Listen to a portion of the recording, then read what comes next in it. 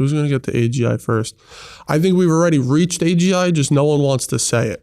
Okay. Because, I mean, artificial general intelligence, I think people get all scoped in like, what is AGI? And you have to define what your term of AGI is. Mm-hmm. But we're living in a world where Google and Apple want to put, and Tesla and NVIDIA want to put GPUs in space. And we're talking about 1 year ago, I was a developer, as an engineer, still engineering and researching and doing everything by hand myself.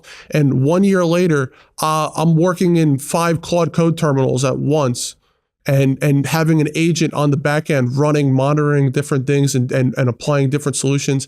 And everyone's agentically developing. I think it's a complicated topic, but I would say.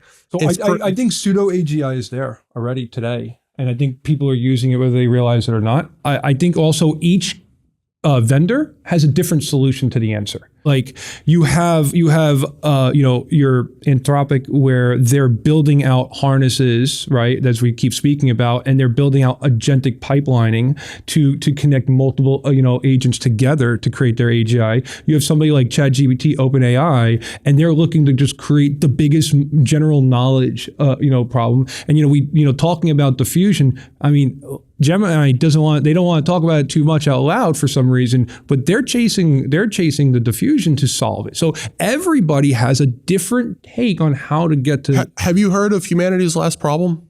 Humanity's last problem is a benchmark that was designed for AGI. Yeah, for AGI, and it's basically a test to give an AI agent. Got it. The Turing test for AGI to solve. Is it generally intelligent, right? And right now, what are the current benchmarks? 33%. Very yeah.